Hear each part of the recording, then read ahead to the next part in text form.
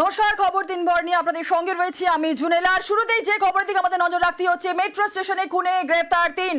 Howrah station থেকে ধৃত মূল অভিযুক্ত এবং খুনে মূল অভিযুক্ত রানা সিং গ্রেফতার। দক্ষিণেশ্বর মেট্রো স্টেশনে ছুরি মেরে খুন আর এই ঘটনায় মূল অভিযুক্ত গ্রেফতার। মেট্রো স্টেশনে খুনে গ্রেফতার 3। হাওড়া স্টেশন থেকে ধৃত মূল অভিযুক্ত।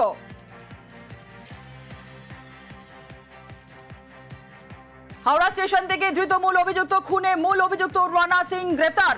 দক্ষিণেশ্বরে মেট্রো স্টেশনে ছুরি মেরে খুন। আপনাদের জানিয়ে রাখি যে সহপাঠী মনোজিৎকে খুন রানা সিং এর। পালানোর আগেই হাওড়া স্টেশন থেকে ধৃত এই রানা সিং। কিন্তু এই রানা সিংকে কিভাবে পুলিশ গ্রেফতার করলো আর বিস্তারিত জানার চেষ্টা করবো। আমাদের সঙ্গে রয়েছেন আমাদের প্রতিনিধি সুবীর। সরাসরি চলে যাব সুবীরের কাছে। সুবীর, মেট্রো স্টেশনে খুনে ইতিমধ্যে গ্রেফতার 3 রানা সিং অর্থাৎ মূল অভিযুক্তকে কিভাবে গ্রেফতার করলো পুলিশ হাওড়া স্টেশন থেকে?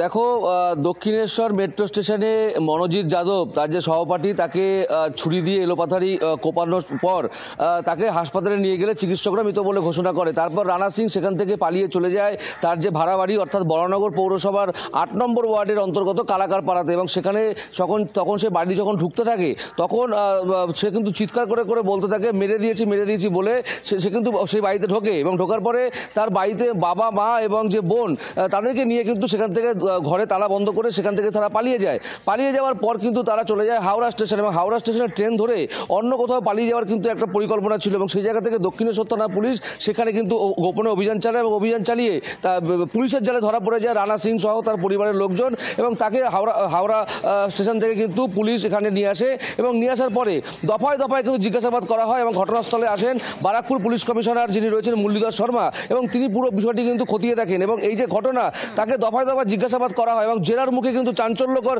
তথ্য উঠে আসে। জেরার মুখে রানা সিং সে স্বীকার করে যে তার যে বন্ধু, তার বন্ধুর যে বান্ধবী অর্থাৎ তারও বান্ধবী তাকে কিন্তু দীর্ঘদিন ধরে কিন্তু উত্ত্যক্ত করতো এই অভিযুক্ত যে রয়েছে মনোজিৎ যাদব, এমনটাই কিন্তু জেরার মুখে জানিয়েছে।